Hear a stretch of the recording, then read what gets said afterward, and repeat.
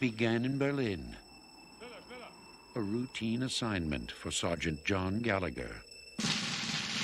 There you go, Sergeant. He's all yours. You go to that court-martial, you better get those ribbons on your chest. Be all you can be. I think you're going to prison, Walter. You don't know where I'm going. But something went wrong. I need your help, Eileen. I know, they caught you climbing out the window of some lady's boudoir. No, I lost my package. A prisoner I was bringing back from Germany. Dead wrong. Something weird has come upon this guy. Why would someone want to take the place of a guy going to prison? He gets into the country without a passport. Now he's in over his head. From all indications, we have an agreement. Damn it, Bob. We've exhausted the option. This is insane. Gallagher knows too much already. He has to be eliminated. Ralph Burns, Arlington Police. Somebody wants you real bad, Johnny. What, are you working for the Russians? If he doesn't get some answers, We've been set up. Let's get out of here. These people can be anybody they want to be. it may be too late What are you working for? I'm a public servant. for everyone. Who pays you? Everybody pays me. There hasn't been a world war in 50 years, Sergeant. You ever wonder why?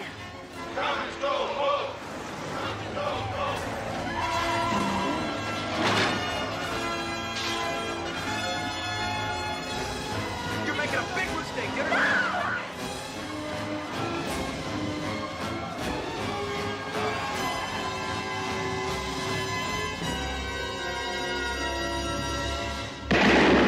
The package.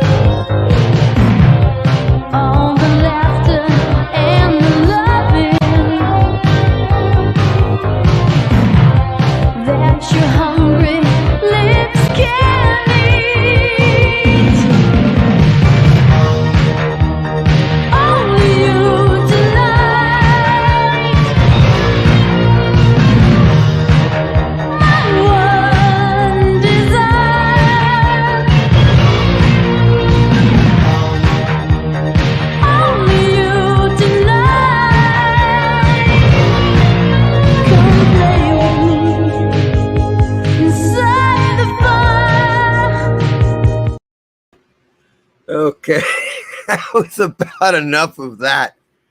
Folks, you've just watched the trailer to Killer Workout, aka Aerobicide from 1986. And we'll be taking a closer look at that later. It is on Tubi. Since we took a look at Death Spa last week, I thought it only fitting to stay on that trend of, I don't know, fitness gyms turned into, places of mayhem and murder. So we'll be looking at Killer Workout in a bit. And before that, of course, that was the trailer to my horror anthology film, strangely enough titled Horror Anthology Movie Volume 1. Okay. And before that, you witnessed the trailer to The Package, starring Gene Hackman and Tommy Lee Jones. Now, that is also on Tubi. And they have added several really good international crime thriller types of films like The Package. Highly recommended. If you get into that stuff, it's just great, man. I'm so glad they have added at least several of these classic international intrigue, spy, espionage types of films. Because if they're good, they're really good. And The Package is excellent. So highly recommended. Folks, welcome to Horror Mike's Friday Night Spectacular. And if you read the description on YouTube, we've got a hell of a show because it's been a hell of a week. A lot of things have happened, and some good, some bad. Let's just put it that way. And in the case of The Thing, and I'm speaking specifically of John Carpenter's The Thing, I'm afraid I've got some bad news. So that's going to be coming up here very shortly. But also, in the case of, how should I put this? In a literary sense, there could be some good news to Who Goes There and Frozen Hell. So it's a bit of a mixed bag with The Thing, but we're going to take a look at that first up, actually. Then we're going to go over to Bud Plant's Bud's Art Books because he's got some killer new books. He has added some stuff you got to see to believe. I was just absolutely amazed. I don't know if you guys are aware of the new Tarzan. These are obviously the Edgar Rice Burroughs Tarzan books, but they're new, they're reissues of the classic books, but with, in hardcover and softcover with new art, cover art by Joe Jusko, and he really nails it. So wait until you take a look at those. Not to mention Overstreet Price Guide, brand new, the 53rd edition with variant covers. It's all on Bud's Art Books. So we're going to take a look at that after The Thing. And then we've got a film that I know none of you have ever seen, and it features Frankenstein's monster, the mummy, and werewolf. It is a 1964 film, and I guarantee you haven't seen it, but we're going to take a look at, the first 5 or 6 minutes of it tonight. So it could be kind of, to a certain degree, it could be a quasi premiere, at least a teaser premiere of this long lost film. So we are going to look at that as well after we hit Bud's Art Books. And then, of course, we are heading back to Tubi land, and we're going to be taking a look at some, not only the international crime stuff, but they have added some fantastic 70s and 80s exploitation films. Oh, yes, they have. And we're going to be taking a look at those tonight as well. But without further ado, let's head on over to the chat and see what the hell is going on there. Good Lord. Okay. Werewolf is on the scene. Hello. Good. Yes, as of course we know, Werewolf is in Australia, so it's morning for him. Good morning, Michael. Good morning to you, Werewolf. Michael Taylor is on the scene. Hi, Michael Taylor. Eric is in the house. Hello. Good God, man. Always great to see you too, my good fiend. Good Lord. Chad is here. He is on the scene. Hello, Chad. How are you doing tonight? Eric says, I have vague movies of that movie, The Package. It's on Tubi, Eric. Man, I saw it way back in the day. This is probably 20 or 30 years ago, you know. And I thought it was good. You know, I just had good memories, like these vague memories. You're like, yeah, I thought that was a pretty good movie. It's a freaking great movie. Holy crap, it's fantastic. Just a ton of intrigue, all kinds of stuff happening. It's rather intricately plotted. So, you know, it's not taking you for a stupid ride, you know, down crapola lane. It delivers. The Package. We'll be taking a look at that. Joe is on the scene. Hello, Joe. How are you doing? The Thing. We are going to get to that first, Joe. Thanks for joining us tonight. I appreciate it, Matt. Chad says, I got a bad case of allergies and a cold. That is a bad combo, Chad. Good Lord. But it is that time, man. You know, the summer cold and, of course, the allergies. I have not been hit as bad this summer yet with the allergies. Usually I get like a week or two where it's just, man, insane. And it sucks, but that hasn't happened. Excuse me. I've had like 1 or 2 days, you know, where you get that sneeze attack thing, which is just ongoing. Eric says, the dream of Werewolf versus the Nudist Colony may be coming one step closer to reality. You too can do your part by giving this stream a solid like. Don't forget to subscribe if you haven't already. Indeed, Eric, that is one thing right there. As the people that were here last Friday can attest to, we were just talking Werewolf versus Nudist Colony, starring Margot Robbie and Mila Kunis, or some very successful lookalikes.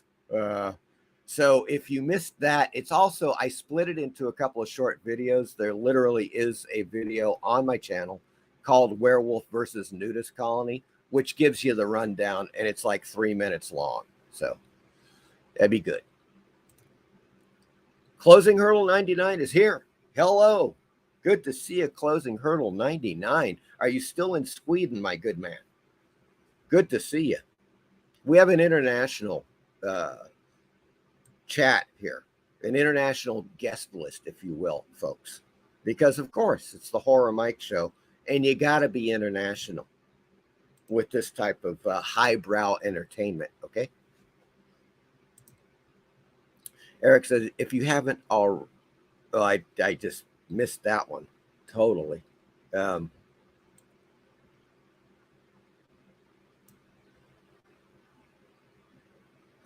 Hope you get feeling better. Yes, hope so. Sean Welch says, I like your voice. Are you in radio? No, I am not, but thanks for the compliment, Sean. I actually just, you know, I don't know. I'm not sure. You know, years ago, when I was working as a floor covering estimator for a huge carpet company in California, those were strange times. You know, one time they flew me to Hawaii for 10 hours to measure a restaurant in Honolulu. And then they just flew me back. I went over there, huge restaurant. I had to literally measure it and then calculate the floor covering. That's how wild this freaking company was. But in any case, during that time, people that I worked with were like, hey, you know, you have a good radio voice. Your voice is really, you know, just has that quality to it. And I simply never pursued it. I got into filmmaking. You know, I'm an indie filmmaker of feature films for about the last 30 years. And as a matter of fact, before I forget, let me drop a link in the chat.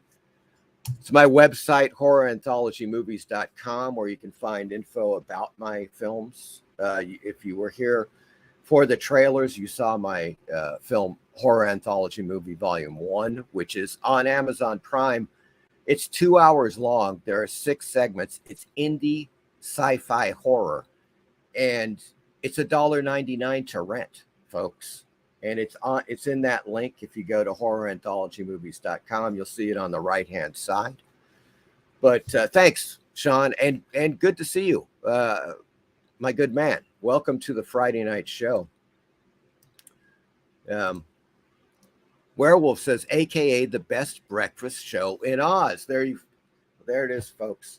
And I hope that Margot Robbie finds out, and then she'll become a regular chat type of person. She'll come in, and then we can, kind of move in on that possibility of her starring in Werewolf versus Nudist Colony. That could be good. Fireball Comics is here. Hey, Fireball Comics. It is good to see you, my good man. Sean says, first time listener. Welcome, Sean. I appreciate you being here. Hopefully you'll come back. This is going to be a hell of a show. So, it's going to be kind of a bit crazy and perhaps a bit controversial. So just get ready. It's going to be a crazy one. We cover everything. Needless to say, films, comic books, sci-fi, horror, fantasy, crime, international intrigue, you name it, we cover it, man. Werewolf says, welcome, Sean. You are in for a treat. Thank you. Werewolf is a great guy. Michael Taylor, the package was good. Indeed, it is. Hello, PBR Street Gang. Good to see you, my good man.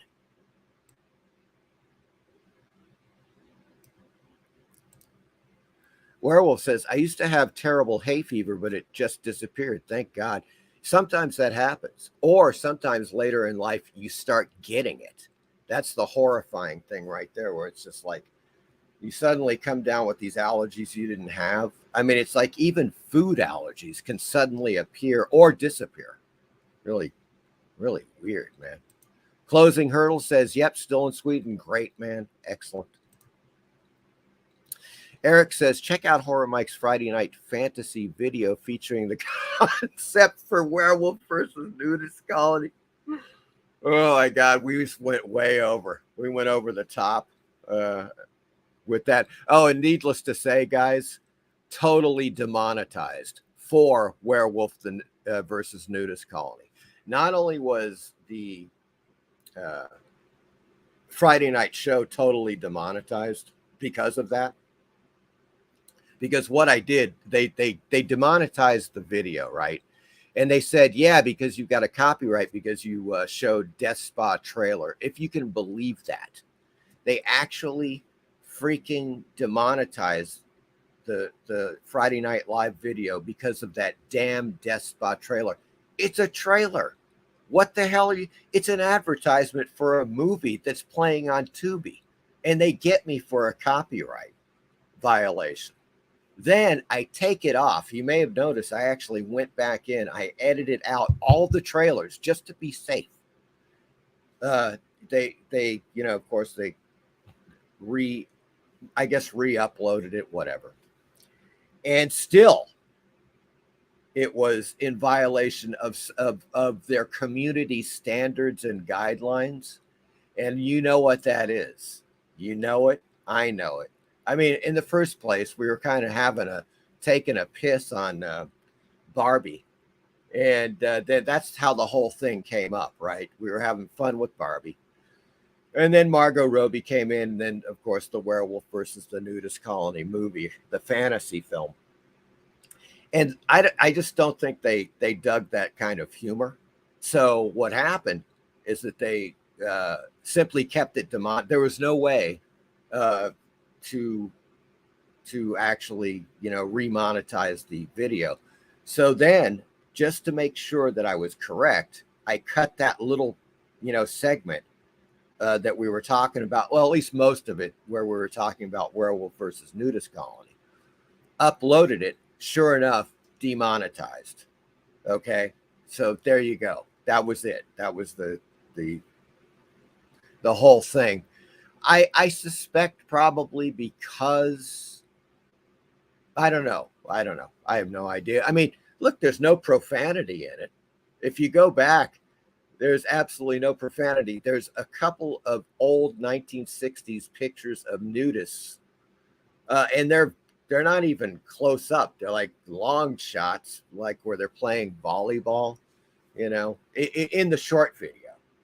And I was like, yeah, that's not it. That cannot be it, because I've had images like that in other videos. They never demonetized that. So it was strictly the subject matter. It was strictly the subject matter.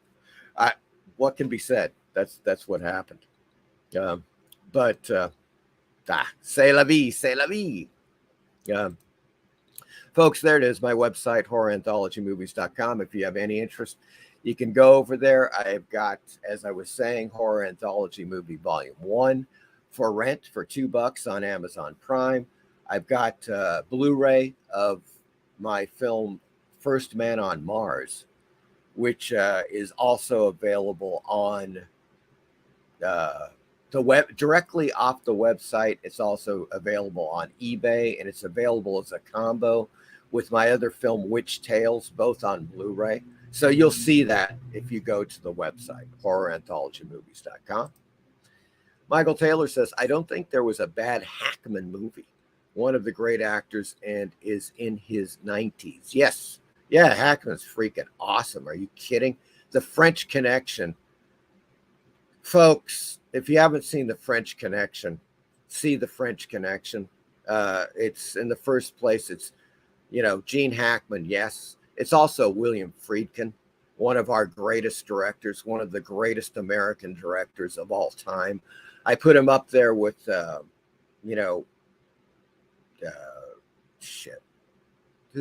Brian De Palma.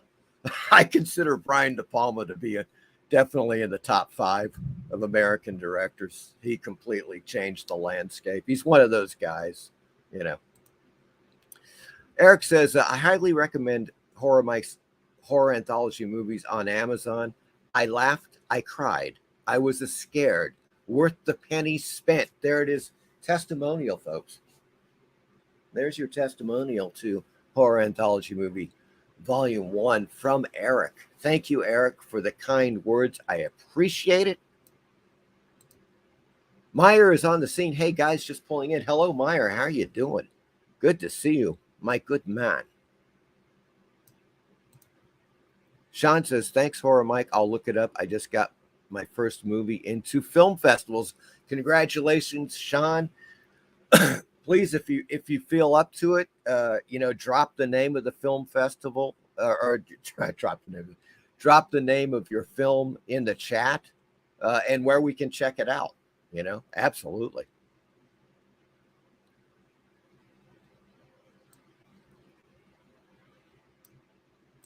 Oh, yes. Concerning Werewolf. Yeah, look, they were going to do it. Look, YouTube is occasionally not very friendly about, how should I say, vicious satire. Okay. And that was pushing the envelope, folks. Come on. It was like we were definitely taking a piss there. And look, there right now, if you watch stuff on YouTube, guess what comes up like every other time? A Barbie trailer. Well, we start off by taking a piss on the Barbie movie, at least on the trailer. So I just, I can see what's going on there, Demonetized. That's what's going on with that. Werewolf says, YT are scumbags. Maybe don't read this out loud. Michael Taylor, I think YouTube is a lot harsher than it's ever been. They've become rather, I don't know what you want to call it. Less forgiving, maybe. Look, some of the videos stay on. The way I look at it is this. Typically speaking, what's going to happen with every Friday night show, because I'm not going to stop showing trailers. part of the idea of this whole damn show is that I'm showing some trailers because we're going to look at those movies on Tubi later. If I don't show the trailers, well, that's taking out half the fun. So what's going to happen inevitably is that they will take the, something's going to be a copyright strike, or a copyright issue. And they're going to be like, yeah, you played that trailer and it had that music in it and you're demonetized. What am I going to do? I just think that every Friday night my show is going to be demonetized. And so then I can take segments from the show, as I did, as you guys may have seen on my channel, and put them up. And some of those actually, remain monetized. So that's cool, as long as that'll happen. Michael Taylor says, I don't think YouTube has ever done these things in the past. Yeah, they've gotten a little more strict. There's no doubt. Strict on various levels, Eric says, the only crappy role Hackman did was Lex Luthor in Superman 4. Clearly a paycheck movie. Yes, you're absolutely correct, Eric. Eric says, yes, congrats, Sean Welch. If you drop the name, I will search and drop a link. Yeah, there you go. There we go. Please do, Sean. Michael Taylor says, congrats, Sean. Werewolf says, Sean's film is called The Mummy versus the Nudist Colony, maybe. Oh, my God. All right, folks. Enough levity, okay? We're going to let's get down to some brass tacks here. All right, now, here's what happened. Let me show you. And this is the first thing, we're talking about The Thing, okay? And so the first thing about The Thing that I want to tell you about is actually potentially good news, okay? And I'm going to share the screen right now and show you. Okay, so folks, we're looking at, of course, Kickstarter. And Wildside Press has launched a Kickstarter for a book called The Things from Another World, okay? Now, that's cool. Very cool. It is written by John Gregory Betancourt. Now, if you're not familiar with that name, great editor. He's, pretty much owns or co-owns Wildside Press. He has edited a ton of horror and science fiction books. You can look them up. So I got this, in the email, of course, and it looked really interesting. So I go over here and I'm looking at them like, man, this is pretty cool. And they offer various things, as you will see here. Like, for instance, a cheap ebook edition will be $4. Now, this is estimated delivery on this book is January of 2024. So it's going to, it's several months off. But that's pretty good. $4 for an ebook edition, ebook bundle. They have the soft cover for $19 and so forth. So at the very least, I think I'll get the ebook edition on this, and I'm like, okay, this is really cool. The premise being The Things from Another World, the backstory of the things and the future of humanity within a galaxy-wide conflict dating back millions of years. Okay, that could be good. Look, I can only say this. John Betancourt is a very, very good writer, and these guys also put out, let me just show you, because I got it. A few years back, Wildside Press, John Betancourt, editor of the original Thing, The Thing from Another World, Frozen Hell. This was the original manuscript. They found the manuscript. They turned it into this book. And originally it was called Frozen Hell. It was not called Who Goes There. What happened is that John Campbell wrote the story. This is circa 1930. And they were like, look, it's too long. This is 125 pages, so it's a short novel, long novella. So he whittled it down to about 80 pages, which is a novella. And that was Who Goes There.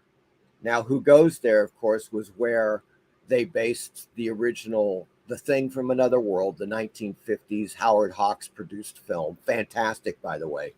Howard Hawks, folks. I mean, just another one of those great filmmakers, great back in the day, studio filmmaker, and he produced The Thing from Another World, which, by the way, is also on TUBI. Just to let you know, it is still on TUBI. Highly recommended. Okay. Yeah, I cannot recommend it enough. I just love that film. So then what happens, like 30 years later, along comes John Carpenter, and he makes The Thing. Okay. And The Thing, of course, is based upon, once again, John Campbell's story, Who Goes There. Originally, the film didn't do that well in the box office for some freaking unknown reason, but through the years, it has become one of the most beloved films in horror or sci-fi horror history. There's no doubt about it. I can ask you guys in the chat right now, The Thing, John Carpenter's The Thing. 5 stars out of 5 stars, I give it 5 stars. It's pretty much a perfect film. It doesn't matter. It's not just a perfect sci-fi horror film or a horror film. It is a perfect film from A to Z. It is 99% flawless. Let's put it that way. There's always some gaffe or something, but it's just a fantastic film. All effects, practical effects, the great Rob Bottin, as we know. So in any case, John Carpenter makes history eventually with The Thing. It's one of his his greatest film. Who am I bullshitting here? It's his greatest film, John Carpenter's The Thing. I rated a 5. I think it's one of the I would definitely, it's in my top 10 sci-fi horror or horror films. There are science fiction films of all time, you know, easily. Okay. So I don't know, you know, once again, I'm asking you guys, when you have a film like that is just perfection, okay, why the hell would you want to remake it? Who in their right mind, anybody now who would come out and go, yeah, we're going to do a reboot of The Thing. Really? You fucking morons. Well, it is happening. And this is the horrifying bad news. Because as I was looking at this, and I was like, oh, this is really cool. Blah, blah, blah. Things from Another World looks really groovy. La da da da da. La da da. Yeah, here it is. Here it is, folks. Read it and weep. I'm going to add this to the freaking stream so you can see it in all of its fucking shitty detail. Here it is. Oh, God. The Things from Another World is a new official addition to the world of the John W. Campbell acclaimed sci-fi thriller, Who Goes There, which inspired both John Carpenter's The Thing and the upcoming Blumhouse reboot of the film. So, folks, not only is some asshole rebooting this film, that they think that it needs to be remade, it's fucking Blumhouse. Now, yeah, my language is going to get a bit salty, so if you have, precious ears, you may close them now. Not only is Blumhouse just a second-rate piece of shit horror factory that constantly comes out with films that are so derivative and high concept, they make me want to puke. And I only usually get through about the first 10 minutes if I decide to watch one before I realize it's the same fucking movie over and over again. Watch a few Blumhouse movies, folks. Watch them back to back if you can stomach that. And then notice how they rip each other off. They just rip off the last film and they put the same tropes into the next film. People getting dragged across the floor by unseen forces. An object, inanimate object like a box or a doll. Oh, look at the doll. What's the story behind? Oh, it's haunted. Okay, I'll throw it away. The next day, the doll's back on the fucking table. Oh, look, the doll's back. Oh, shit. Same motherfucking bullshit constantly that Blumhouse does. Do you trust these motherfuckers to do an actual reboot of John Carpenter's The Thing? And you know what they're going to do? They're going to do a motherfucking CGI piece of shit. And they're probably, I could see the diversity hires. How many trannies will now be working at the, outpost in Antarctica? Let's just, Jesus Christ. I can see it now. So in any case, this is what's happening. Now, this is new, folks. Okay. And they are saying the upcoming Blumhouse reboot of the film, they seem pretty confident that it's going to happen. Now, let me show you something. Because this is old. This is February of 2022. So over a year ago, where they're talking about The Thing reboot is moving forward, teases John Carpenter. Oh, God, fuck a duck. They've got John Carpenter roped into this fucking thing. Okay, and they've told him not to talk about it. At least according to this article, which is over a year old. This is the last thing I ever heard about this film. Now, it is this freaking thing is, as of this time, it was still in pre-production. Okay. Now, what they say, fuck. Oh God, this is making me want to really puke. They are taking the book that I just showed you, Frozen Hell. It says the proposed reboot will reportedly be based, shut the fuck up, will reportedly be based on Frozen Hell, the unearthed expanded version of John Campbell's novella, Who Goes There, which served as the basis for John Carpenter's The Thing. So while it is expected to be a reboot rather than the sequel that fans of The Thing would perhaps prefer, no, I wouldn't. Well, I guess it would be better because if Blumhouse fucked up a sequel, who cares? The fact that they're going to tread on original material from John Campbell and do basically a reboot of The Thing is just beyond fucking belief. So, yeah, anything. Once again, they're talking about Carpenter not saying anything. So while Carpenter is unable to give anything away, it sounds like The Thing reboot is slowly moving forward. So that's how it's apparently going, folks. Like a slow-moving nightmare to oblivion. It's like, yeah, they just want to remake and reboot every fucking good movie to destroy it, to try to whitewash it. And of course, typically that doesn't happen. We know, for example, how about what happened with the Candyman? Huh, well, boy, that fucking came and went, didn't it? The reboot of the Candyman. The only movie is Bernard Rose's The Candyman, the adaptation, of course, of the great Clive Barker story. And that is the one. And then they tried to, do this woke piece of shit reboot. Last about 2 weeks in the theater, gone, forgotten. Okay. And that's, that's just, it's like one of those things where you're just like, why? Why do it? Why are you doing it? But with The Thing, it's something else because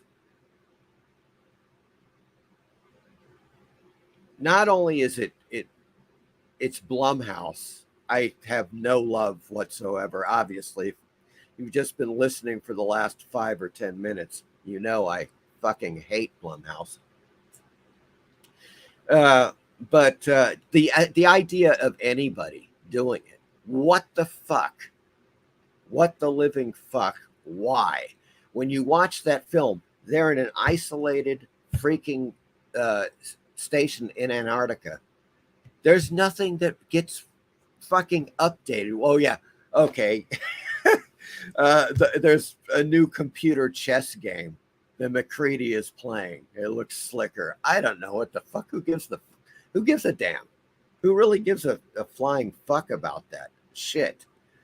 It's people isolated in a remote area facing an incredible unknown horror. That is it. That is the idea of the thing. It has nothing to fucking do with updating fucking bullshit so everybody's on their fucking smartphones or whatever the fuck else. Okay, it's the thing.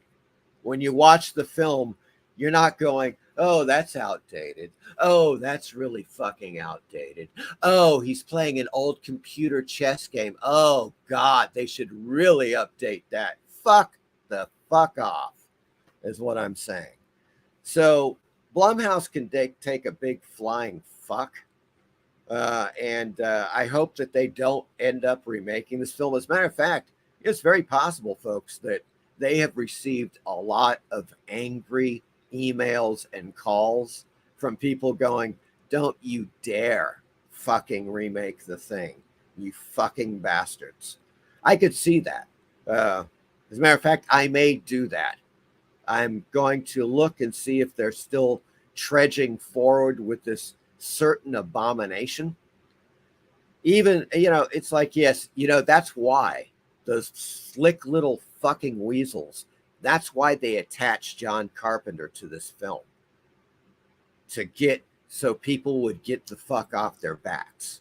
Fuck them. They are going to get a fucking shitstorm. John Carpenter, look, man, we love John Carpenter. John Carpenter is just fucking awesome. He has made some films that are legendary in horror and science fiction that will remain so. And The Thing is one of them. And look, he's old. He's a very old guy now. He's, God, well into his 80s. And I think Blumhouse took advantage. I think what they did is they're like, hey, look, we want you to come in as a consultant. John, come on in. And so you can, kind of oversee the film as we make this fucking blasphemous reboot from hell. And so then his name is kind of attached to it. And so they figure, well, people can't attack us because John Carpenter's in on it. Fuck that. Okay. Fuck that. Okay. So that is the thing about the horror of The Thing, folks. It looks like from all, indicators that Butthouse is going to be making a fucking sequel, a reboot. Is doing a reboot.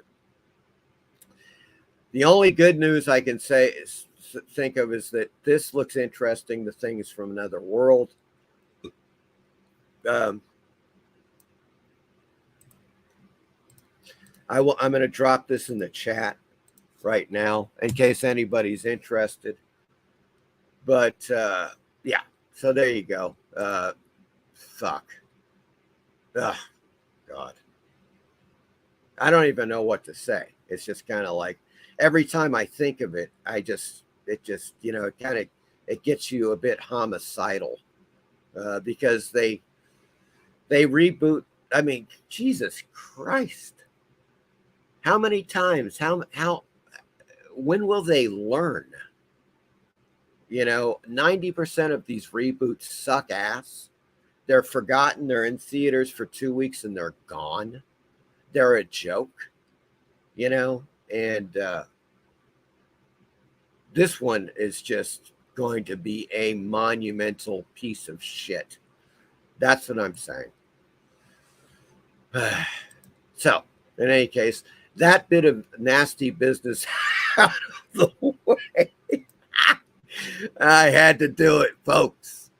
I had to do it. I had to lay it out there because fuck these bastards.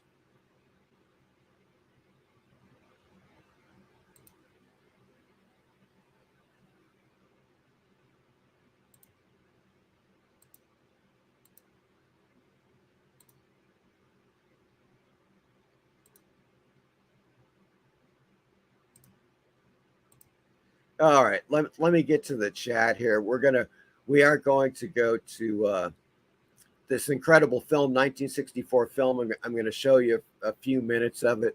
I'll give you a little background, but I guarantee you've never seen it. It features the werewolf, Frankenstein's monster, and the mummy. Yeah, so we're going to take a look at that in just a moment. Let me take a look at the chat.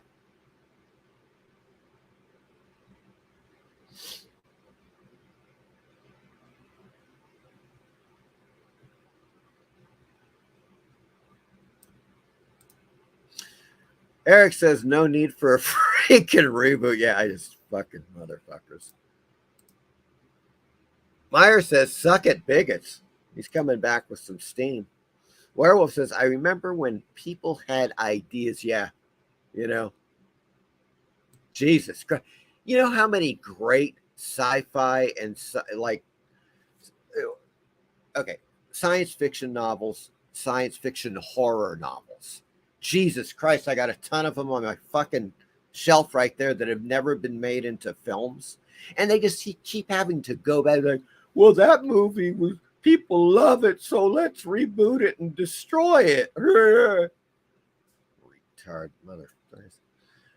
In any case, that was something. Eric says, let's hope it's so slow it never passes go on the movie Monopoly board concerning the possible Thing movie reboot. Yeah. The only new Candyman that I want to see is Sammy Davis Jr. on a Michael Douglas episode that I never saw. Indeed, I concur, Meyer. Werewolf says, tell us how you really feel about Blumhouse. I know. Who can take a sunrise and sprinkle it with blood? The Bumhouse can. No, I don't know. Eric says, it will be okay, Horror Mike. Just ignore the stupidity. Just think about Werewolf versus Nudist Colony. Jacob is on the scene. Hello, Jacob. What's up, everyone? I made it. Good. And he just walked into me ranting about Blumhouse.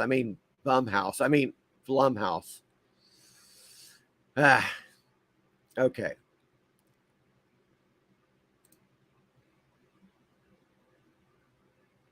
No, that's just not correct.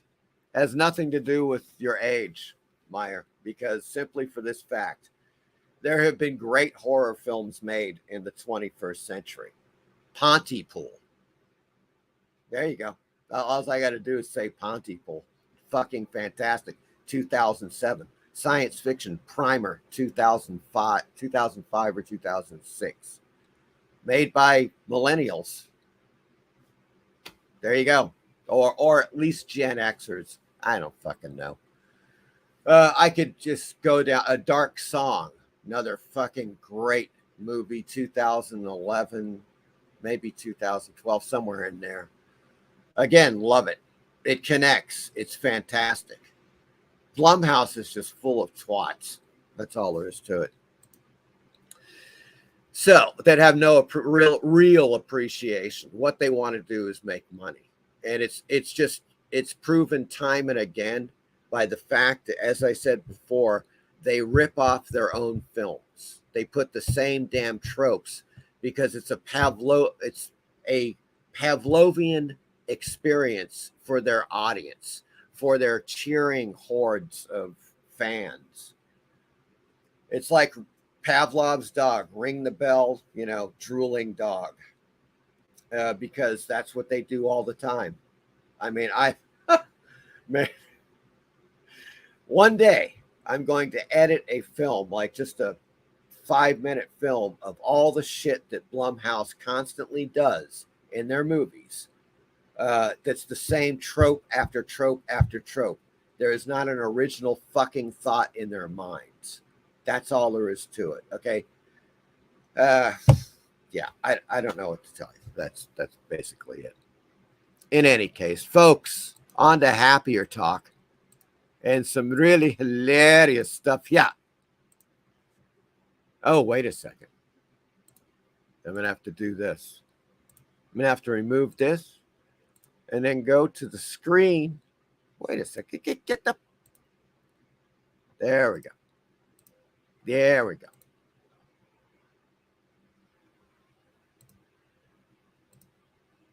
There we go, folks. Okay, we're on a YouTube channel, and this channel is great. By the way, of course it's fandom. These guys are one of the big science fiction fandom groups, and they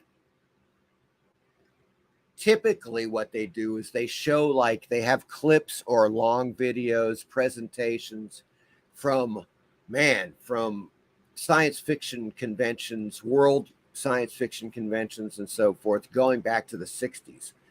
So they have stuff from the 60s, 70s, 80s, I believe into the 90s. A lot of great stuff. I mean, just, like lectures at cons from authors like Harlan Ellison, Theodore Sturgeon, Harry Harrison, you name it. And but once in a while, they do these fan things, like, they'll find a fan film, and this is one of those films made in 1964 from the Delta Science Fiction Film Group called Castle of Terrors. Okay, and it's led by Harry Nadler and the Delta SF Film Group. These are British fans. Okay, so it's a total British production. And this was like a week ago or so. They put this up. I'd never heard of it before, but it's fantastic for a couple of reasons. One, it's shot on Super 8, glorious Super 8. And man, I can just totally dig where these guys are coming from with the Super 8 film.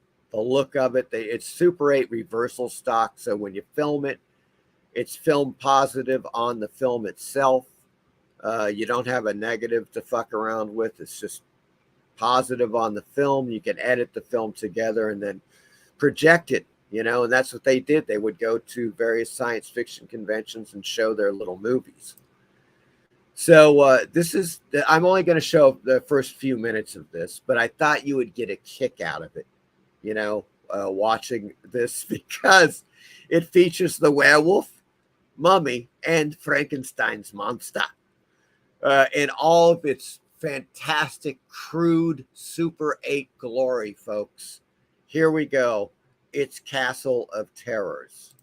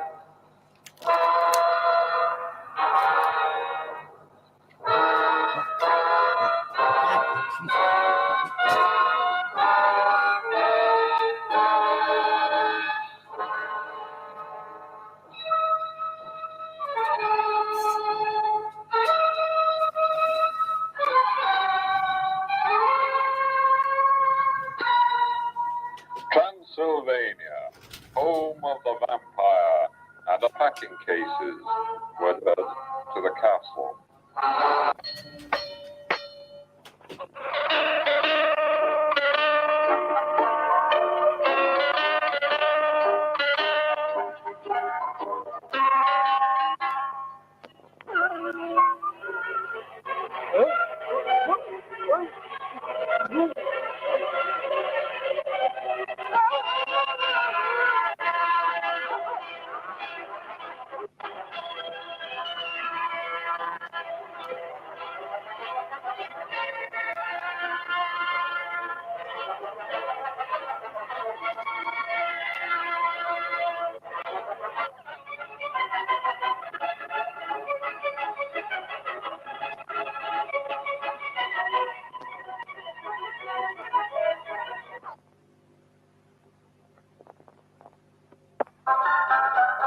The old coffin, where the Butter councillors frequently met to hold orderly discussions in their quaint traditional manner.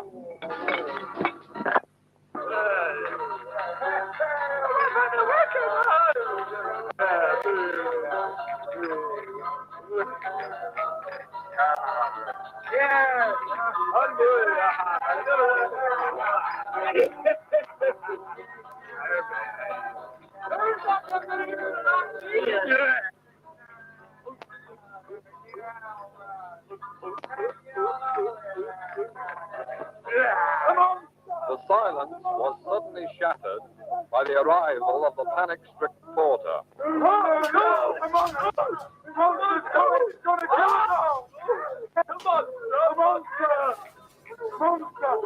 His message finally driven home, the councillors realized they must storm the castle and drive out the Baron before he had time to unleash any more of his hideous creatures upon the world.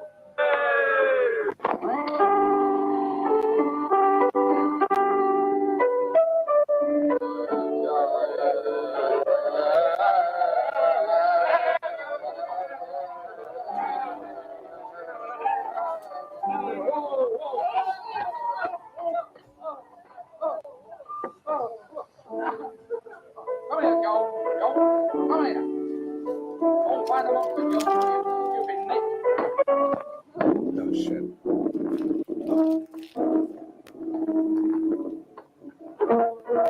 Oh, there you are. What is it?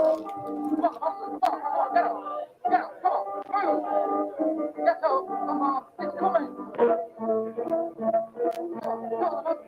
on, get up, get up. Come on, all three.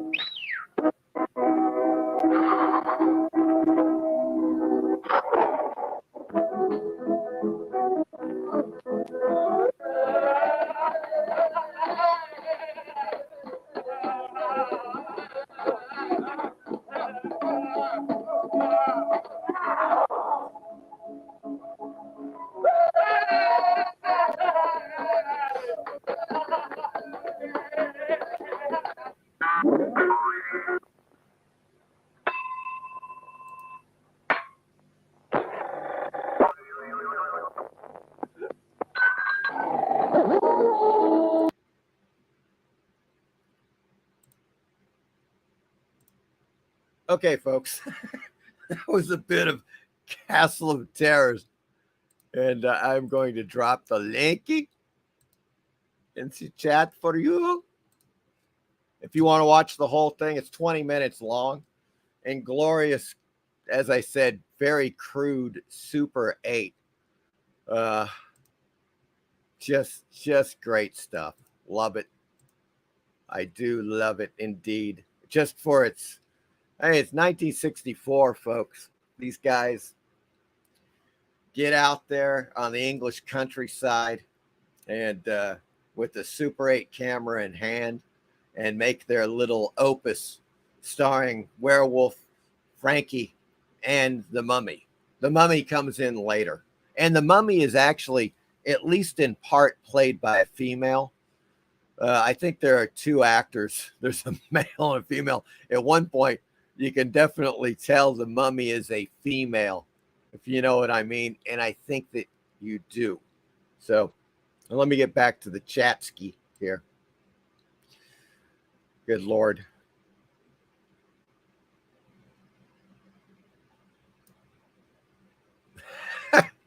Meyer says, pretty sure that anyone over 22 at this point is a boomer or a Karen. Captain Strangelife is on the scene. Hello, Captain Strangelife. How are you doing? Hello, Boils and Ghouls. Folks, right now we have two. I should have said this last week because we had three. We had Gratu, Hotel Orloff, as it's known now, but it's Gratu Orloff. He was here. Captain was here. And Meyer. So we had three members from the Four Color Fossils. Now, the Four Color Fossils is a show. Let me just grab that linky skinker. That is put on by Graphic Man every Wednesday at 8 p.m. Eastern.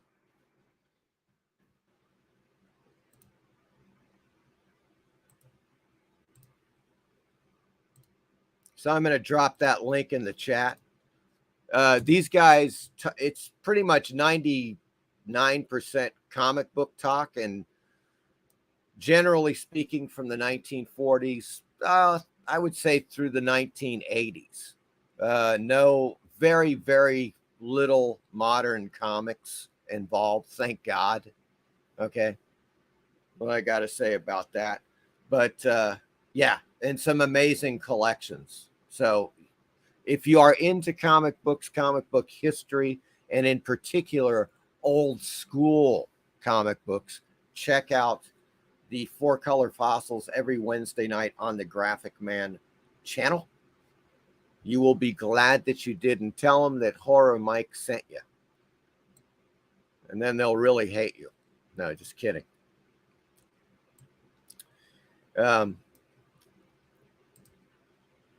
Eric says you can also buy or rent Horror Mike's movie Witch Tales on Amazon Prime. Thank you, Eric, for the plug. I appreciate that. Captain Strangelife says, boy, that clip is a bloody mess and funny as road apples in a shoe. Well, we can see that we have one non-fan, folks, of Castle of Terrors with us tonight. Good Lord. Werewolf says, when I grow up, I want a beard like those men. Yes, there we go. Good God. Meyer, on the other hand, says, this is fantastic, Mike. Yeah, definitely worth a watch. Let's put it that way, guys. It's 20 minutes long. It's a Super 8 film. Man, that's how I started, making movies back in the late 70s into the 80s. And actually, the second feature film I shot, which was Zombie versus Mardi Gras, 1995, was all on black and white Super 8 film. There is a bit of video when there are a couple of sequences with a reporter. That's shot on video. The rest of it is Super 8 black and white film. Always loved the medium. It's just great. And it doesn't matter. It could be, well edited and with good sound and stuff. That's great. But it can also be like this Castle of Terrors, like crude as hell. And they're just loony. They're having a lot of fun. They're bringing in the monsters. They make sure they get their, Frankenstein's monster, the werewolf, the mummy in there. And it's just great, man. It's just stuff that you'll never see, obviously. It's almost lost in time, but then brought back to us by Fanac. And as if you click the link in the description to watch the movie, you can also subscribe to Fanac. If you're a science fiction fan from way back especially back in the 70s, 80s, 90s, you may want to subscribe to Fanac because they got a ton of stuff, man. all kinds of like, clips, people taking, shooting, once again, like typically Super 8 film at science fiction conventions. Hot babes in costumes. Jeez Louise, man, especially the 70s and 80s. Holy Toledo. Forrest Ackerman was all over these conventions. In particular, the World Science Fiction conventions. And they would have these huge costume contests. Typically, the female contestants, we're talking a lot of Vampirella. Stuff like that. Just woohoo. Yes. Very good. Very good. Eric says Horror Mike is a bastardo for making us watch this. Oh my God. Well, we have some mutiny in the crowd, folks. We have mutiny in the crowd. In any case, there is the link to that if you want to watch the rest of Castle of Terrors. Michael Taylor says, ah,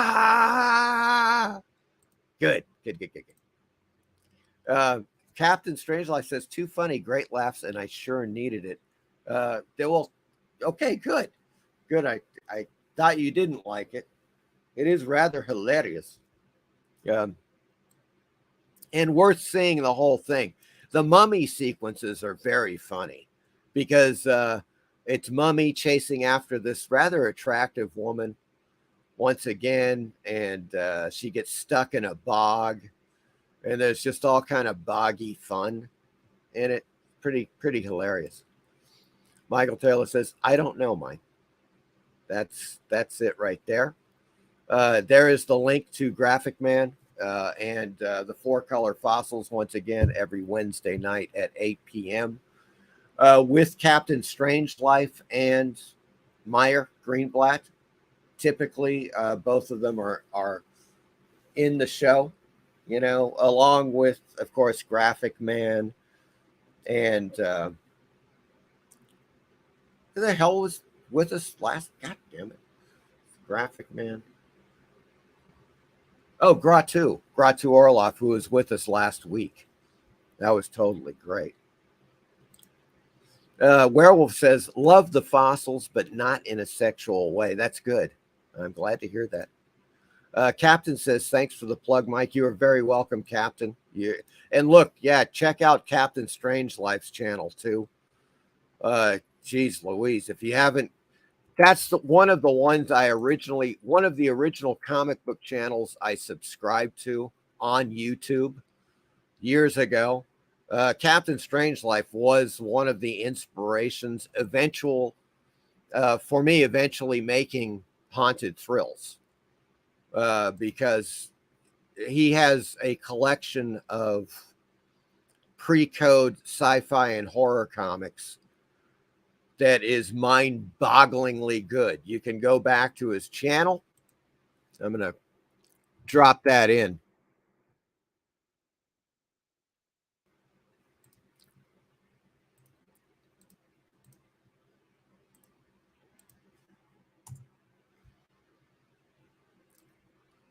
Highly recommended, folks. If you're a comic book fan, both of these 4-color fossils, check them out. And Captain Strangelove, they're always doing videos, at least consistently every Wednesday night. You get the live show, 4-color fossils. I'm always watching Captain Strangelove's videos. He's consistent about putting out new stuff, and it's good. I mean, man, oh man. Great videos from the Captain. PBR Street Gang Super 8 is great. It's just, man, there was a great magazine called Super 8 Filmmaker. God, that was out for years and years, back in the 70s and 80s, of course. And then, of course, there were magazines like Film Threat. Film Threat, a lot of filmmakers in Film Threat making films on Super 8. And who can forget? Highly recommended. If you go to archive.org, you can see almost every issue of Don Dohler, and Cinemagic magazine. Cinemagic Magazine. Without Cinemagic Magazine, I couldn't have done half the stuff I was doing in my low budget Super 8 films. It was absolutely the Bible, the ongoing magazine Bible, if you will, for low budget special effects, practical effects, shooting on Super 8 and 16 millimeter. Don Dohler, of course, filmmaker, love his films, Night Beast, The Alien Factor, geez Louise, you know, just a great filmmaker.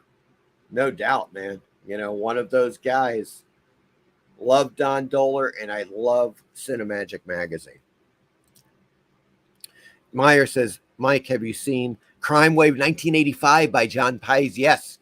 Low budget, self-made Canadian cult movie that I recommend. Yes, Meyer, I've seen it, and it is on Tubi. And have you ever seen, Meyer? If you haven't, you got to check this out. John Pies' other claim to fame film, Welcome to Exceptional Vista, a.k.a. Top of the Food Chain, a.k.a. Invasion. If you haven't seen that film, you gotta freaking see that movie. It is so hilarious. It's one of my favorite horror comedies of all time. It's kind of it's a sci-fi horror comedy. I don't know what the hell it is, but it's John Pace or Pice, whatever the fuck, however you pronounce his name. Both Crime Wave and Invasion. Highly recommended, folks. God, just, and you know what? You guys are, I'm sure, probably familiar with the actor Campbell Scott. He's a really great actor. He's been in some fantastic films. And he stars in Invasion or Welcome to Exceptional Vista, one of his first feature films. And he is freaking hilarious. He's so deadpan. The comedy is fantastic. I hope that Tubi gets Invasion soon because you guys got to check it out. What? Good Lord. Captain Strangelove. No, I actually like it, and I think it was very funny. I'm definitely going to watch it, Mike. Oh, good. Good. Also known as the Big Crime Wave, indeed. There is the link to Captain Strangelove, folks. Highly recommended. Check him out. PBR Street Gang just watched Faster Pussycat Kill. It's movies like this that make me love life. Oh, yes. Folks. And that's still on Tubi, isn't it? Pretty sure. I'm going to have to check that out. PBR Street Gang. Igor is on the scene. Igor, he is greetings from Mexico City. Folks, Igor is in Mexico City. We got Werewolf in Australia. We got Closing Hurdle 99 in Sweden, folks. Now, this is truly an international type of situation here on the Horror Mike show. It's fantastic. Igor says, hello, Mike and horror fans. Nice to see you again. Now, free me job. Greetings. Excellent show. Okay. Thank you, Igor. I appreciate it. Igor from Mexico City. Werewolf says, maybe he's talking about the bath plug. I'm quite sure. Michael Taylor says, maybe I should give it a shot. Looks like a fun film. Greetings, Mexico City. Mike, yes. Greetings, Igor. PB Street Gang, nice. I love that movie. Tura Satana. Yes, that babe is in there. Action figure. Oh, my God. A Tura Satana action figure was just released. Folks, we're going to have to look at it. I'm sorry, but we got to look at Tura Satana action figure. This is fucking nuts. Okay, please be good. Please be good. Don't be shit. Don't be shit. Oh, my God. What great packaging. Oh, my God. Wow. Hold on. This is truly, ha! Woohoo! This is truly exciting. Okay, hold on, guys. Let me show you this. Oops. Boop. All right. Got to share the screen here. There we go. This is the Tura Satana action figure box.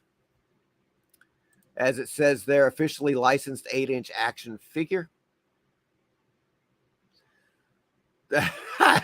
That is just a great box.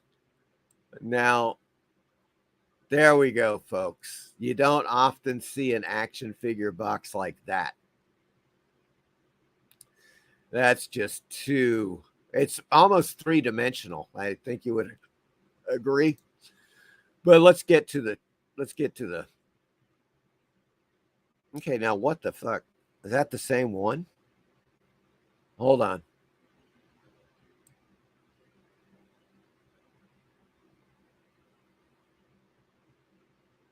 Ha!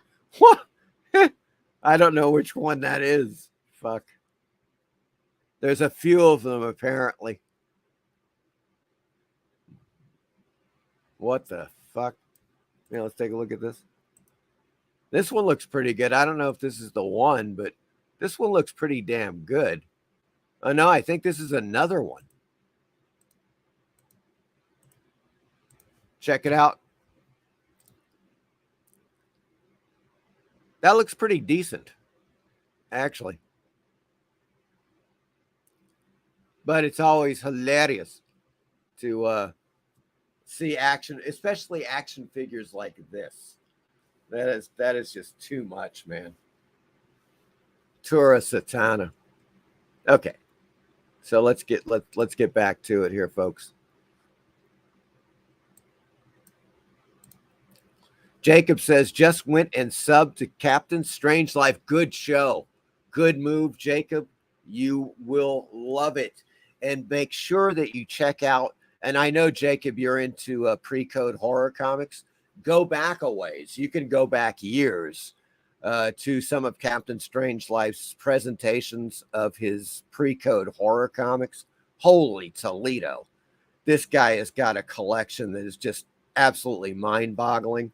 Very inspirational, as I said before, for my film, Haunted Thrills. Eric says, link for the Tura Satana action figure there. Oh, that's Plaid Stallions. Got it. Okay, hold on. I saw that. There it is.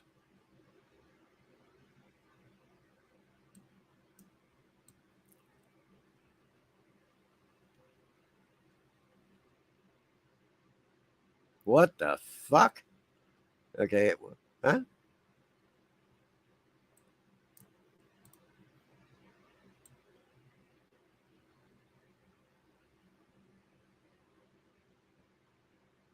I don't know. Shop. Maybe it's in there.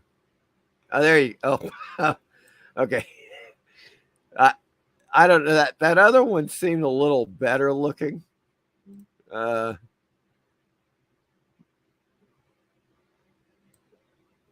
not convinced with this particular Tura Satana.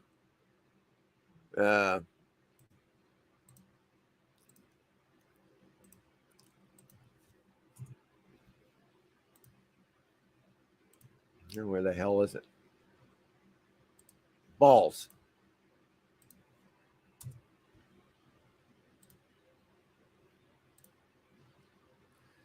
Okay, there's the one at Plaid Stallions.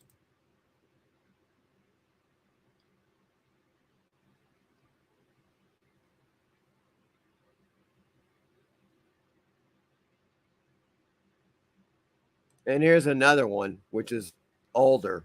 This is a statue. It's not really an action. I don't think it's an action figure. I don't know. Not sure. Well, in any case, it seems like there's a few of these out, which is amazing.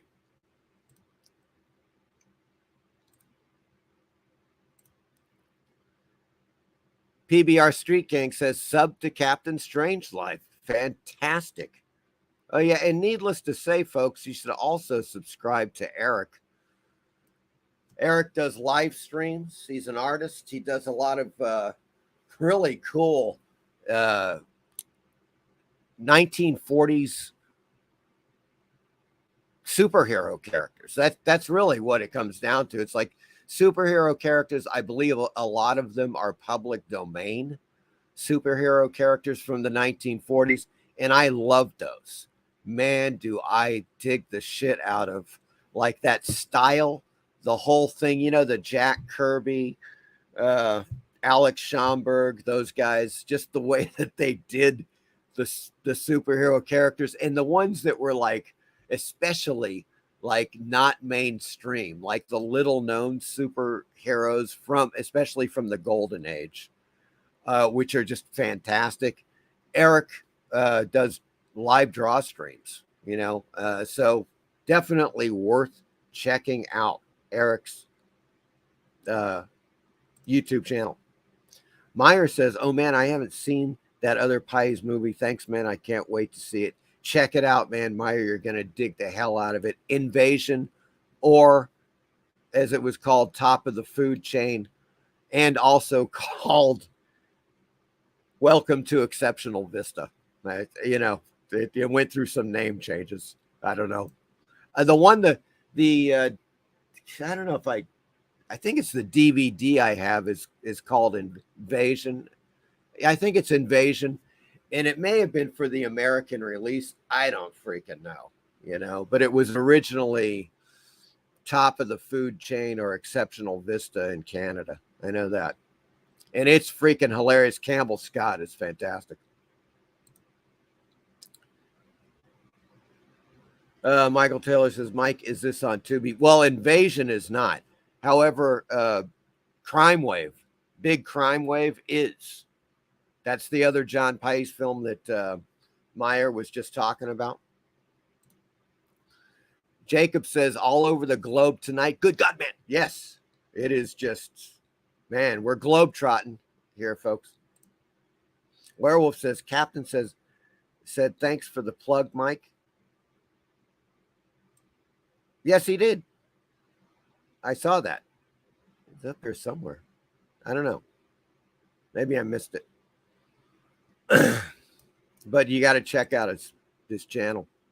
Meyer says, yes, thanks for the plug as well, Mike. Come see the fossils on Wednesday night. It's the 4-color fossils, folks. You don't want to miss it. Every Wednesday night, 8 p.m. EST, folks. Eric says, that one is different from the something white Fantoys figure. Yeah, that's the thing, man. It's yet another one, I guess. You know, interesting. Meyer, Ola, Igor. Eric says, I agree. The first one was better. Yeah, I don't know if that's a statue. That may just be a statue and not an action figure, though. I don't know, because it's the first time I've seen this, Eric, but I'm totally stunned that they have statues and action figures of Tura Satana, but it's great. You know, it is really great that they do that. Igor says, hi, horror people. Nice show. Thank you, Igor. Eric says, horror Mike, I want to hang out, but I do have to go. Everyone have a great Friday and weekend. Have a great one, Eric. Take care. We'll see you, well, hopefully next Friday. Captain says, thank you, new subscribers. I am humbled indeed. Thanks again, Mike. You're welcome. Captain Strangelife. Good God, man. PBR Street Gang, that Tura Satana action figure sure has a lot of action and three-dimensional qualities, if you know what I mean. And I think that you do.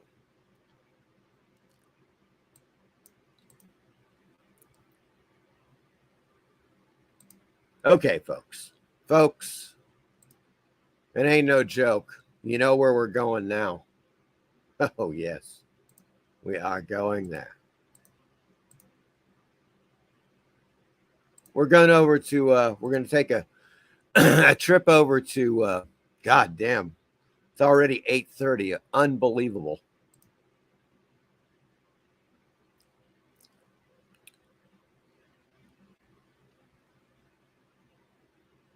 Where are you? Ah, there it is.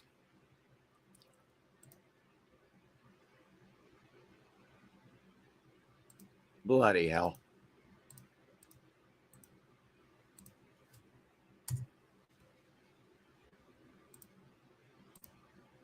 Bud's art books, folks, right here. Simply because of the fact that he's got some stuff you're going to want to check out. I'm going to go through this rather quickly, but you're going to dig it. Here we go. All right. The Outer Limits at 60 by David Schau. There's nothing wrong with your television set. Join Outer Limits expert David Schau on a 60th anniversary exploration of things old, things new, and things to come for this all-time classic TV series. Fantastic. Published 2023. It is new, folks. We can check out some pages here. Oh, yeah, Demon with the Glass Hand, written by Harlan Ellison. There you go. One of the greats. Just love that particular episode. One of my favorites, actually. Second Chance, Specimen Unknown, The Children of Spider County. Oh, nice, nice. There we go. There he is. Robert Culp is in there somewhere.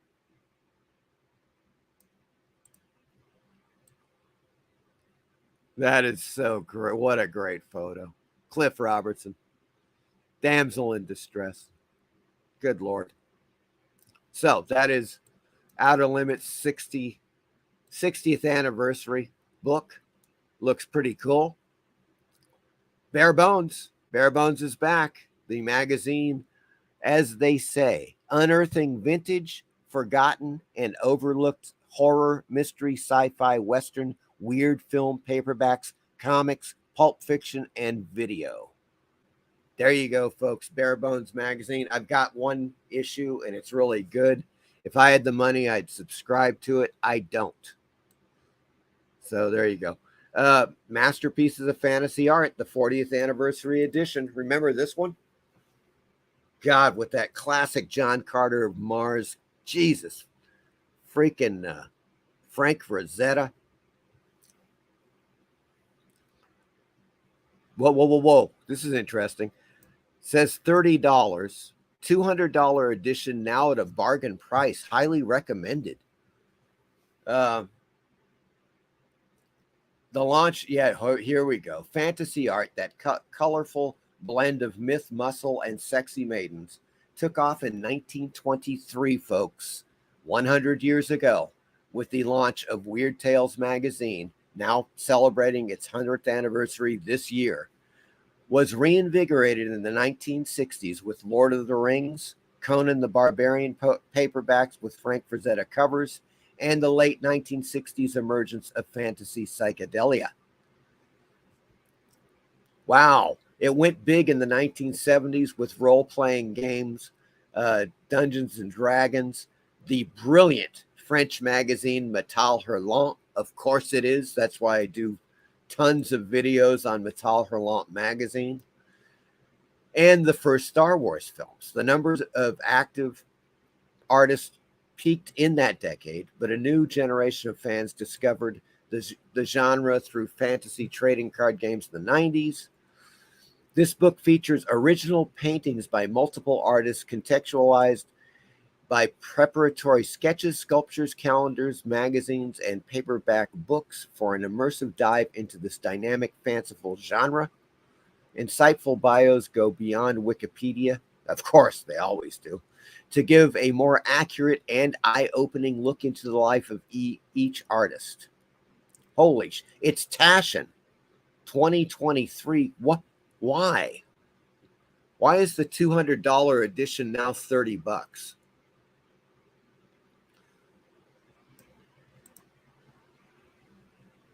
Let's take a look at some of these, what they got inside.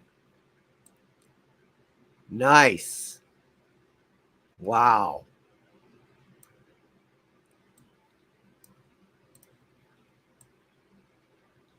Nice. And it's Taschen, folks. You know the reproductions are going to be perfect. Classic Frazetta. Oh yeah, that's good Frazetta. Oh yes. 1972. God. Oh my God. H.R. Giger. Boy, this is getting me quite interested. Wow, nice.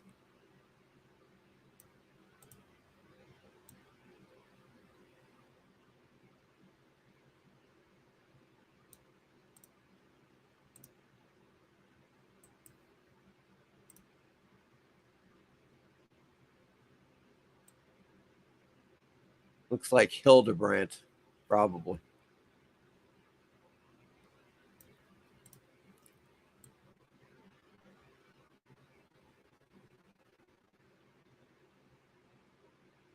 Wow.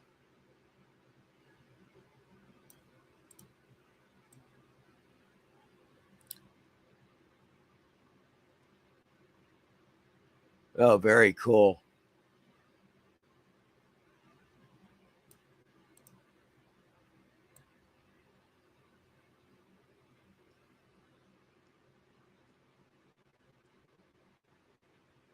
So let's take a look. Taschen, 512 pages, hardcover, $30. Well, I'm bookmarking this. That's crazy. Wow. What is it? Haunted or something? I don't know. Weird. Here we go. Marvel Comics Library, X-Men Volume 1, 1963 to 1966. $180. I believe this is Taschen once again. Alley Oop on the Mississippi, 1957. Avengers Avengers Omnibus Volume 2.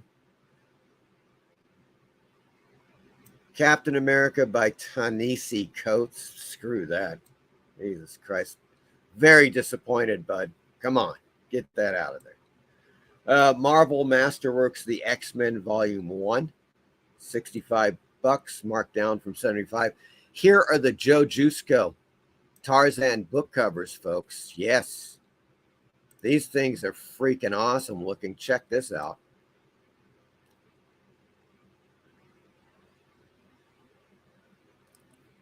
He does all of these covers for these new volumes. They're 2023. They're brand new. Really great looking stuff from Joe Jusko. And there's several of them. That's really quite nice indeed. Now we come to the comic book price guide from Overstreet. This is the 53rd edition. This one is a take on Frazetta's Death Dealer by Dan Lawless. Right there. A little Dan Lawless on the cover. Nice. Overstreet comic book price guide. Here's the Avengers cover. Of course, for Avengers number 3. And this is Kevin Nolan. His take on that classic Kirby cover from Avengers number 3. Looks really good. No doubt. And there's another variant. This is the Hero Initiative cover by John Tyler Christopher of Red Sonja. So there's 3 variants right there. I don't know how many variants they're going to do. For instance, this one's limited to 500. And of course, they cost, $45 for the hardcover and $35 for the soft cover on the Overstreet price guide. But I thought you'd want to take a look at that, folks, before we got into TUBI. Where is TUBI? There you go.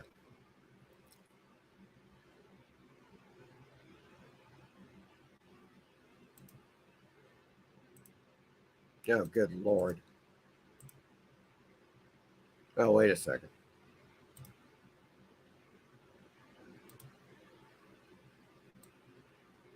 All right, folks. Yeah. Oh, there's some good ones. Wait until you check these three freaking things out on TUBI.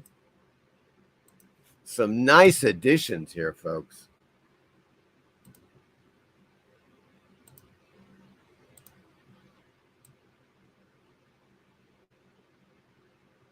There we go.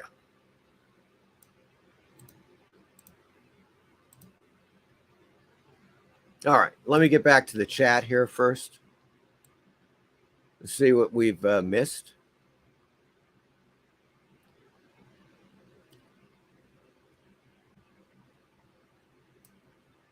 Apex has joined us. Hello, Apex. How you doing? Jacob says TUBI time. Indeed, it is. Good Lord. Apex says $30. What a bargain. Yeah, what is going on with that, Apex? Do you think it's like there's something like a, how do you say, like a, there's a misprint or a, I mean, they don't say anything. That's the thing about it. They don't say like, oh yeah, there's a ding or a dented. They got a whole load of them. Sometimes that happens. You get a pallet full of books and they're all dinged for some reason. They don't say that. So it leads me to believe that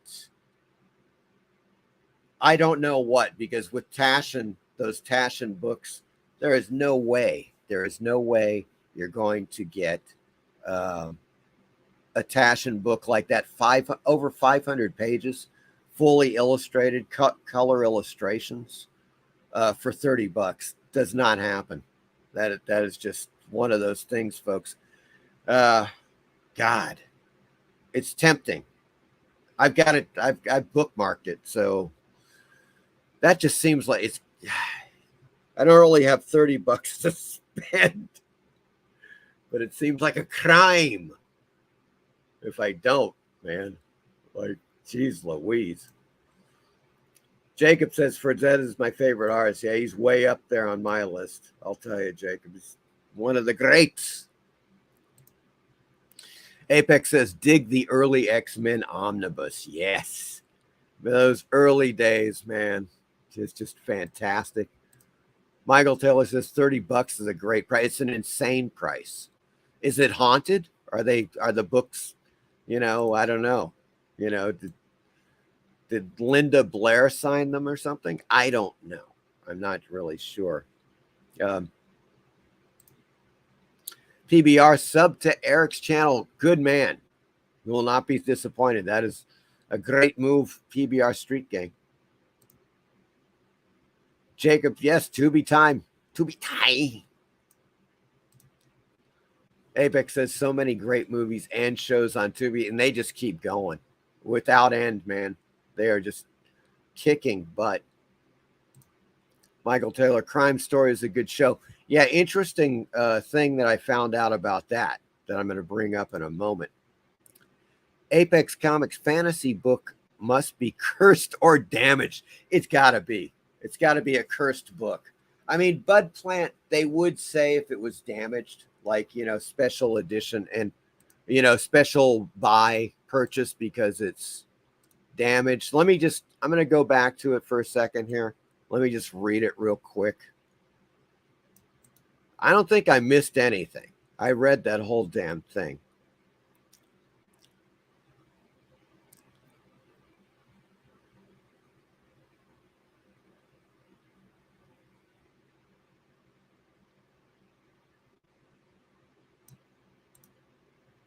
No, I didn't miss a thing here. There's absolutely nothing wrong with it.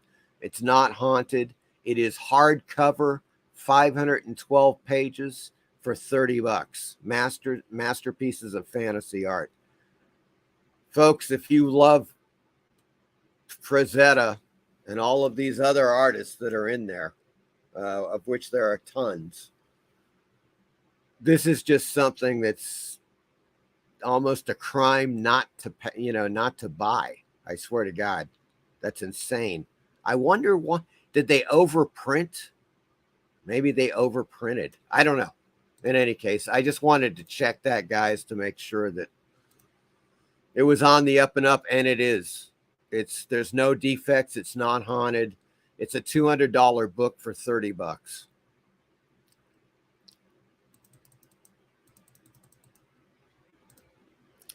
Werewolf says some of the pages are stuck together. Oh, ouch. Oh, those editors at Taschen. I swear to God. Hotel Orloff, Gratu is here tonight. Hello, Gratu. Good Lord, man. Now we have, well, or at least we had, what? We had three members, because we had Captain Strange Life on here, Meyer, Greenblatt, and of course now Gratu, Hotel Orloff. So we had 3 of the Four Color Fossils members on the show, folks. Once again, every Wednesday night, 8 p.m. on the Graphic Man channel. Check out Four Color Fossils. Apex also says sub to my channel. Yes, there you go, folks. Subscribe to Apex channel. He always has videos. He does live shows. Talks a lot of comic books. He is a comic book artist. So highly recommended. You want to check out Apex Comics channel.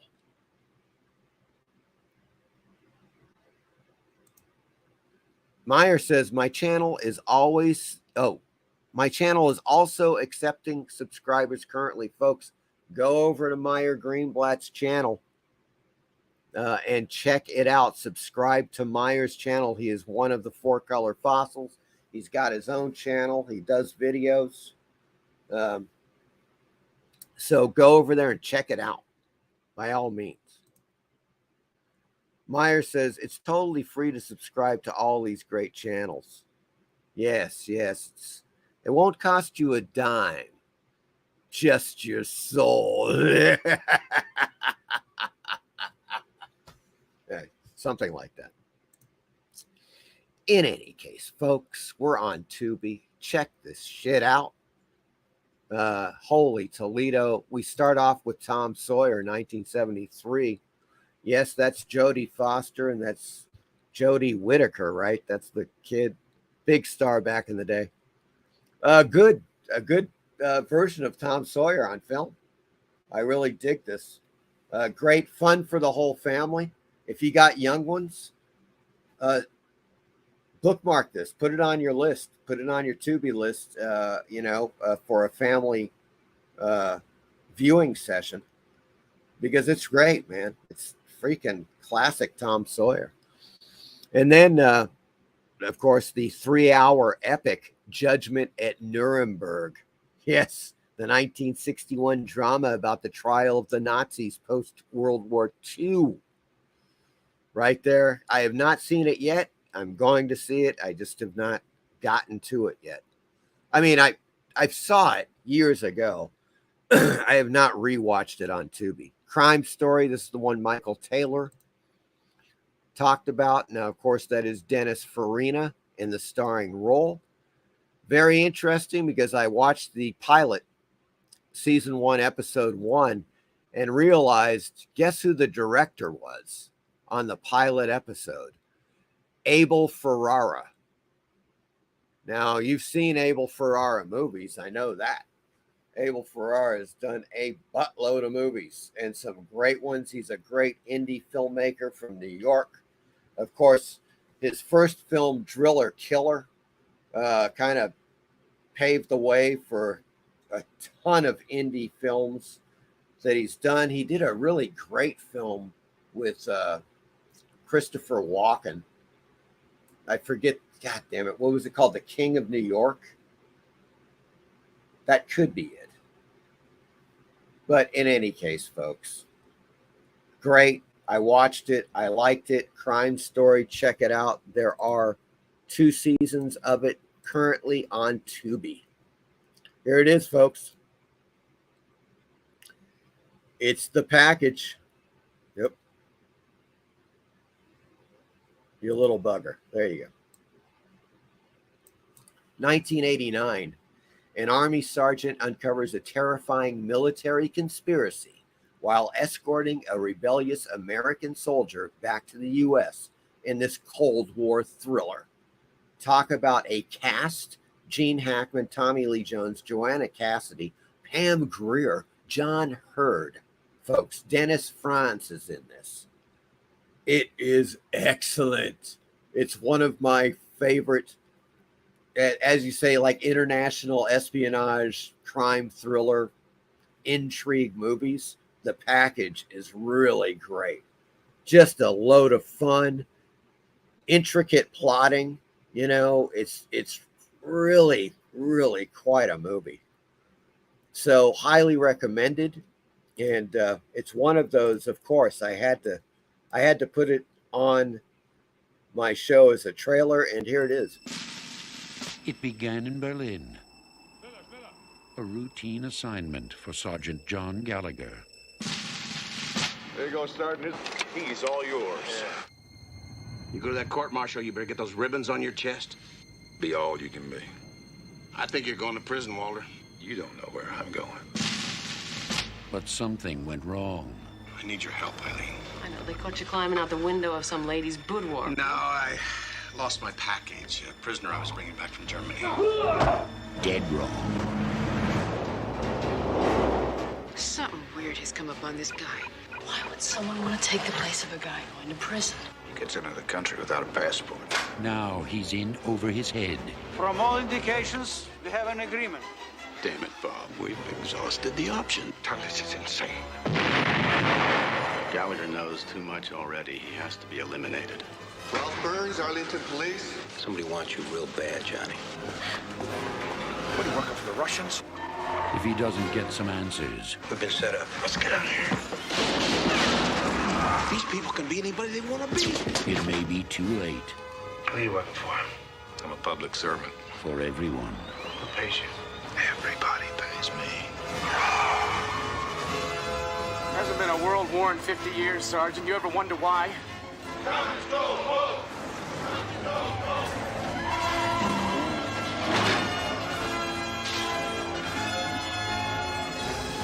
You're making a big mistake. Get it?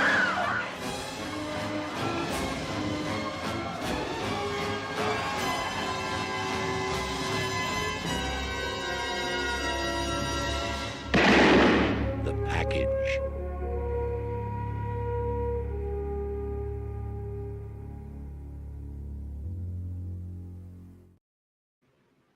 The package, folks. Great edge of your seat international intrigue thriller. Oh, yes.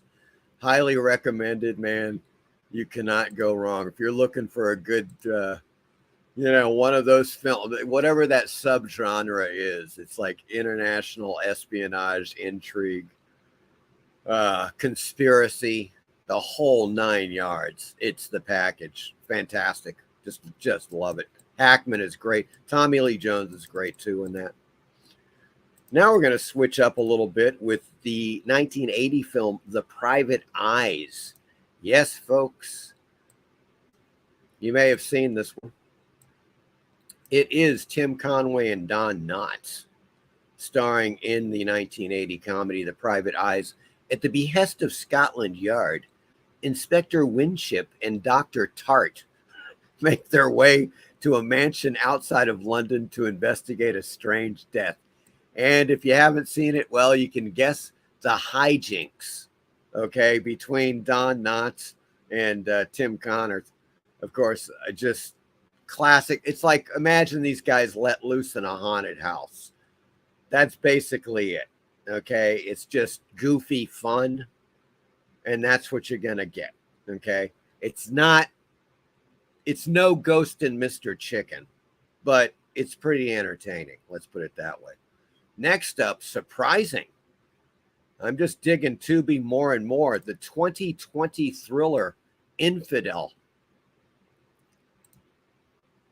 Folks, this is a film that was produced by Dinesh D'Souza, who you may recognize.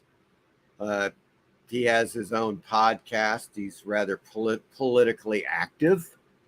Infidel. A woman must take action after her husband is kidnapped while attending a religious conference in the Middle East and put on trial for espionage. Jim Caviezel. He is freaking fantastic. It's the same actor that is in the new film, The Sound of Freedom, which I saw today. I'm going to talk about that next week. It is rather important. I consider it one of the most important indie films to come out in a while. And it's also really damn good. Damn good film. Infidel is very good. It's, how should I say this? It's like 80% very good. 20% eh. But Sound of Freedom is like 95% awesome. So that's going to be the subject of a review, a short review, and maybe a trailer for a next week's show. But it's in the theaters currently, folks. The Sound of Freedom. In case you're interested, and it's quite an eye opener. Let's put it that way. But I'll get into more detail about the film next week. This next one, 2019, The Operative, another international intrigue. Boy, they are just pouring them on, man. Yeah, once again, it's just, and once again, this is like Middle Eastern intrigue. A young Westerner is recruited by the Mossad to go undercover in Tehran, where she gets entangled in a complex triangle with her handler and subject. The Operative. I have not seen it. The Holcroft Covenant, folks.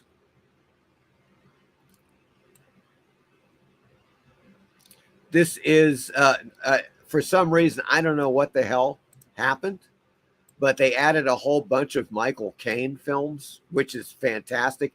This also happens to be directed by the great John Frankenheimer, one of the greatest political thriller directors of all time. I think you guys would agree. We're talking The Manchurian Candidate, of course, that John Frankenheimer, just fantastic. This is a 1985 thriller with Michael Caine.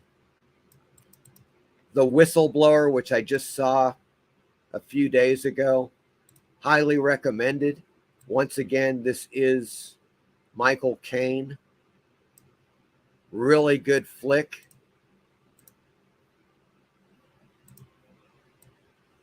When his son dies mysteriously while working for British intelligence, a man's inquiries thrust him into a dangerous rat's nest of government deceit.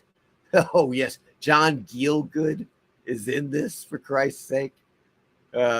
It's just a great flick, man. Another political intrigue, espionage thriller. Recommended.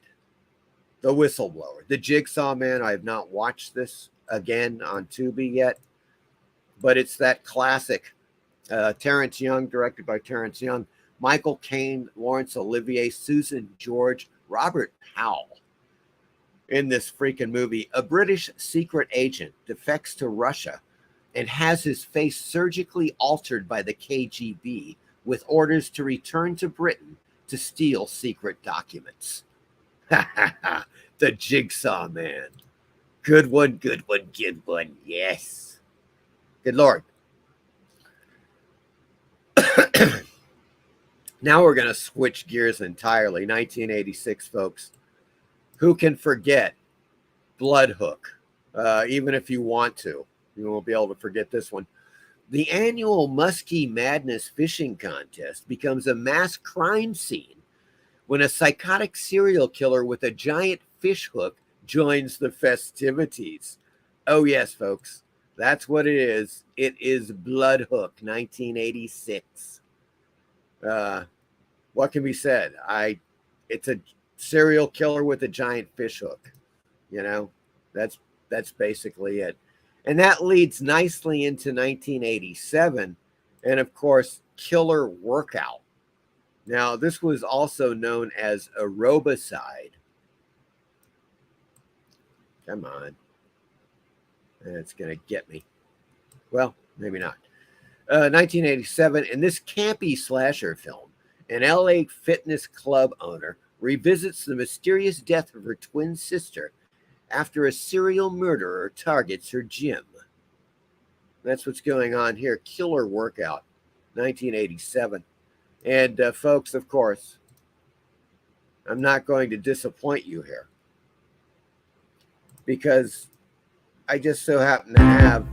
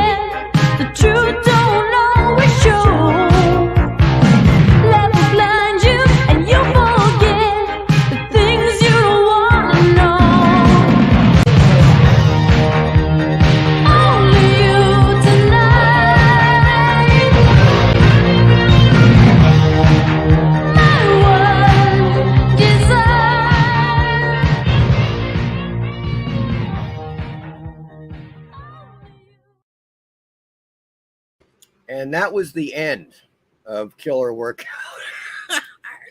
I congratulate all of you for sticking through that insufferable 80s song.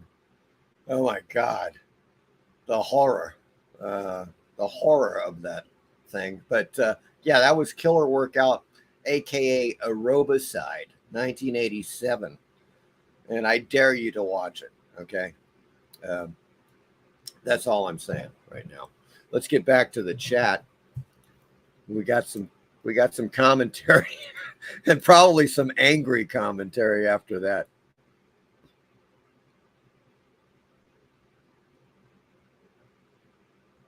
I got to put on my glasses, folks.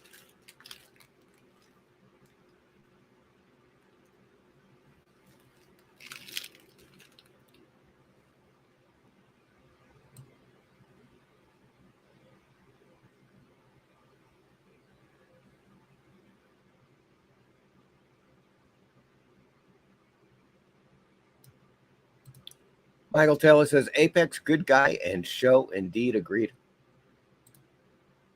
Apex says, just sub to Meyer. There we go. They say thank you, thank you.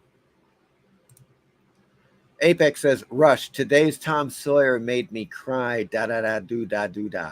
Yes. That is a great song, though, by the way. Rush, of course. The Great Rush. Saw him a couple of times. They're quite good. Back in the day, back in the 80s. Michael Taylor, you're welcome, Apex.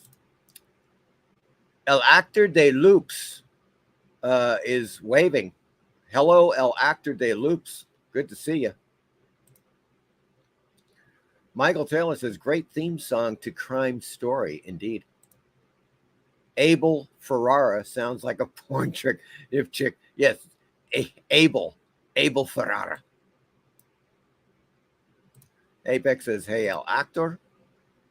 Captain Strangelife says, I'm heading to Tubi, Mike, in a little while and watch Crime Wave 1985. I will definitely mention you in my video next week. Hey, or next video.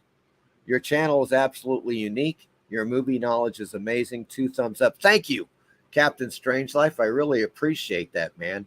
Coming from the great Captain Strangelife, folks. Once again, highly recommended. Check out his channel. I posted the link in the chat.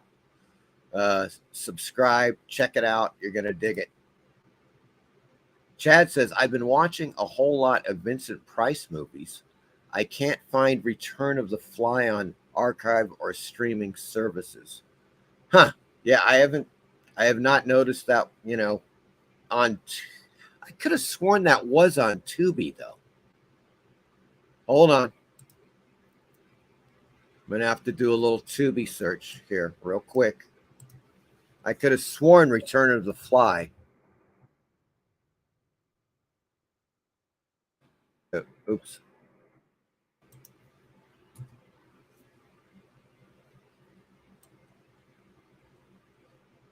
Nope. Well, it's not on there now.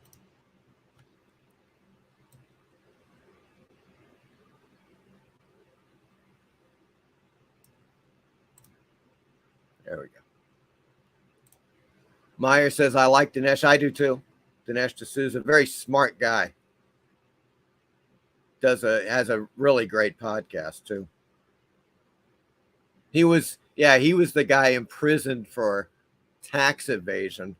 You know, whereas other people that we know, primarily by the name of Hunter, just suddenly escaped that kind of doing the exact same freaking thing, right? You know, incredible. Michael Taylor, Sir Michael Caine, indeed. Apex says, there's a certain YouTuber who does a great Michael Caine impression. I can't remember who. Apex also says, hard to believe that the 80s were 40 years ago. I know. It's horrifying. Meyer says, you guys remember that aerobicized show? Good gosh, man. Well, I mean, there were aerobicized shows, and there also was, shit. This was 1980s too. It was Linnea Quigley's aerobicized, like, killer workout or something. Remember that? When she was like just absolutely stunning hot, you know, back in the Return of the Living Dead days. Oh, yes. PBR Street Gang, aerobicide, great flicks. There you have it. Michael Taylor says, Apex, I know I remember the 80s like it was yesterday. Yep. Werewolf by Lunchtime. My knees know the 80s were 40 years ago. Apex, lol. Yeah. Apex Comics says, naked chick with 44 Magnum, very hot. Yeah. There you go. PBR Street Gang. Wasn't that Ferris Bueller's sister? God, I don't know. Meyer Greenblatt says, I did a bathroom montage during that song. Yeah, that's what you basically got to do. Apex says, Vincent Price is my favorite horror actor. He's one of the greats of all time. There's no doubt about it. He's one of those actors that could be in a bad movie and make the movie watchable. And that not many actors can actually say that. But Vincent Price could do that. And most of the films he was in were good anyways, you know. But he was in a few questionable films. Werewolf says, Return of the Fly is available to buy on Prime in Australia, at least. Aha. Okay. Werewolf says, can we quickly get to the Sister of Ursula, please? No. Apex Comics says, Australian Werewolf by lunchtime, issue number 1. And Michael Taylor says, Ronan was good. Yep, we're about to get to that. All right, folks. Now, I was desperately looking for a trailer for Story of a Junkie, because it's, if you can find the trailer, at least watch it. As a matter of fact, the trailer it's technically on Tubi, but it's not on. Okay, for instance, I can't watch trailers on Tubi on my laptop. I can watch the trailers on Roku. Okay, you know, where it says it pops up and it says play trailer. Not on my laptop. I don't get that option. I don't know about you guys, but on Roku, a lot of these movies have trailers. And the trailer for Story of a Junkie is a hoot. 1985. You got to check it out. Violent City, 1973. Of course, Charles Bronson. Folks, a professional hitman sets out to take revenge on the woman and the mob boss who used his mistress to set up a murder plot against him. Nice cast: Charles Bronson, Telly Savalas, Jill Ireland. Yeah, there you go, right there. You know, good Lord. It's Violent City. I have not seen that yet, but it is on my list. Here we go with The Sister of Ursula, 1978. I'm afraid that, as far as I'm concerned, it appears that the poster is about the best thing of this film. Now, the trailer, folks, is on YouTube, and I was going to add it to my trailer list on StreamYard to show you. It's a fucking horrible trailer. It's just so bad. It's worse than that Killer Workout Aerobicide trailer. I mean, much worse. I don't even know what the hell they were doing. But in any case, The Sister of Ursula, 1978. Two beautiful sisters in search of their mother check into a posh resort by the sea, just as a mysterious killer starts murdering promiscuous women. There you go. It's got elements, and you'd think, yeah, this is good. The only thing I can say is I have not seen the film. I tried watching the trailer. It was freaking awful. But it's still on my list. I guess I'm going to have to give the film itself a try, because the premise sounds rather titillating. You know what I'm saying? I think that you do. Ronin. Yes, I've seen it a couple of times. Awesome action film.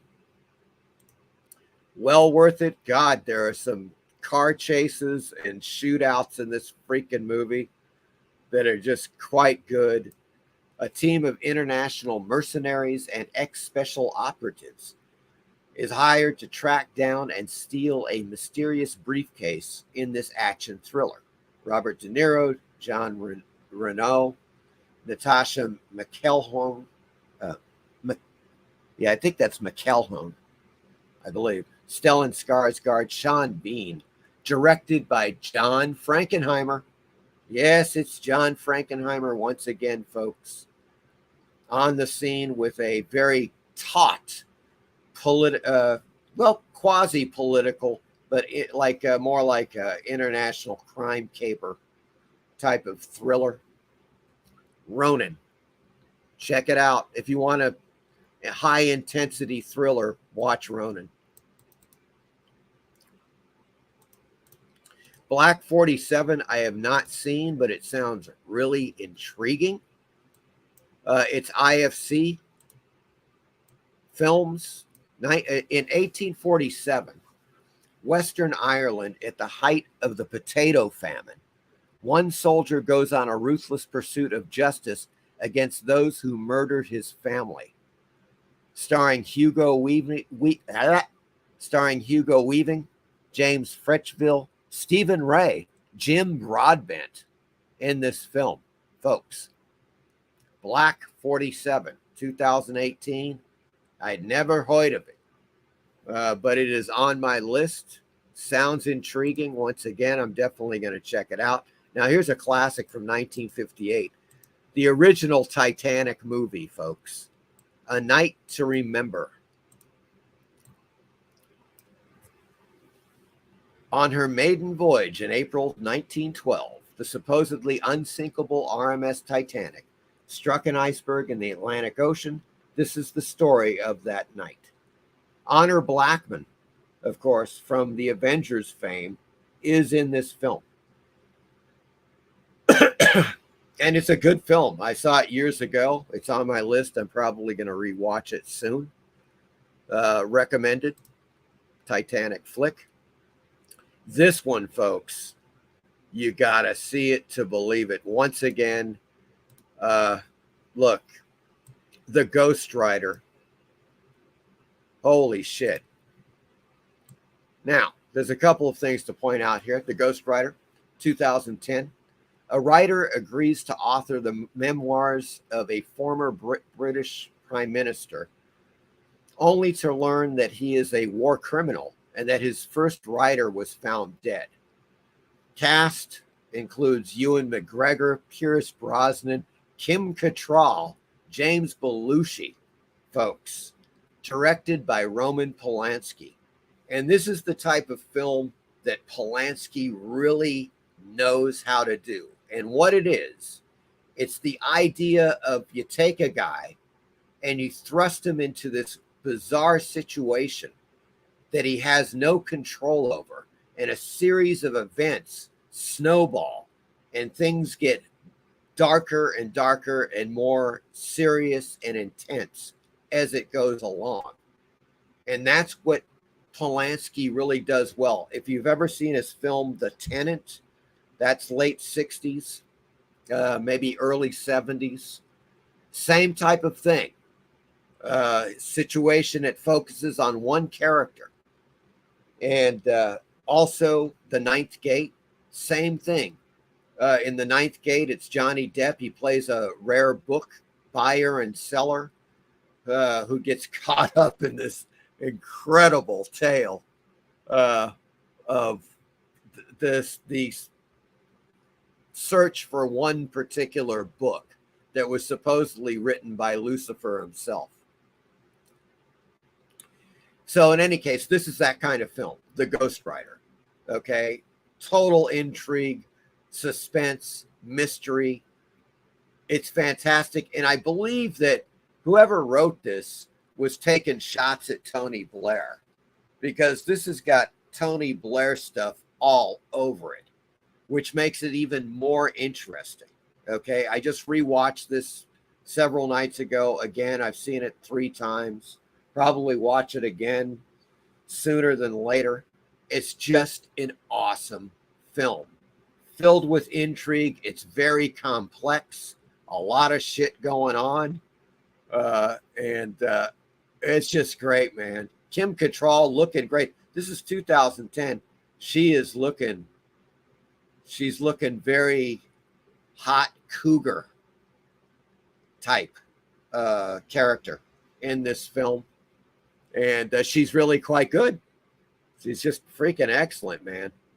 Along with the rest of them. Pierce Brosnan, Ewan McGregor, James Belushi. It's just a fantastic film. I cannot recommend it enough. You know, there you go. The Ghost Rider. And and needless to say, people have problems with Roman Polanski. Yes, I do too. I think, what he's been accused of, bad news. However, there's a few things about that. He was never convicted of anything. But the accusations are incredibly serious. The only thing I can tell you is this: sometimes you have to separate the man from the works of art. That's all there is to it, because undeniably, Roman Polanski has just made some of the most amazing films I've ever seen. Rosemary's Baby, The Tenant, The Piano, The Ghost Rider. This is just one of those great films. Highly recommended. There you go. And here we go with something. I don't know what the hell, folks. DOA, Dead or Alive, 2007. Now, I think you're going to want to watch this movie. Yes, it's a film that's kind of like a real life version of like a video game where assassins and criminals are pitted against each other in tournaments, that type of thing. But you got to see it to really believe it. That's what I'm saying. Okay, 2007. 4 of the world's best fighters are invited to a martial arts contest where they learn the sinister real intentions of the tournament. Starring Jamie Presley in her prime. Good Lord, she is smoking hot in this movie. Whew. Holy Toledo. Holy Toledo. Devon Aoki, of course. Yeah, you may have seen her in Sin City. Hot. Sarah Carter. Whoo! Ay, ay, ay. I'm telling you right now. And they are just, it's quite titillating. Let's put it that way. DOA, Dead or Alive. Not only is it high octane, just insane action, just ridiculous action type of stuff, where people are climbing up walls and shit. It's that type of thing. Kind of superhuman strength and all that shit. But let's put it this way. There's a bit of bikini beach volleyball in this that's unforgettable. Yeah, there's a lot of bikini babes. Jamie Presley, Sarah Carter, just scorching the freaking silver screen. So on that basis, I recommend it. That's it. That's it. That's all I can say. DOA, Dead or Alive. If you think Jamie Presley was ever hot, which I think she was, definitely in the early 2000s into the 2010s, you got to check out DOA, Dead or Alive. And that sums up the Tubies for tonight. Jesus Christ, we're already 2 hours and 20 minutes into this thing. Jesus, what the hell has happened?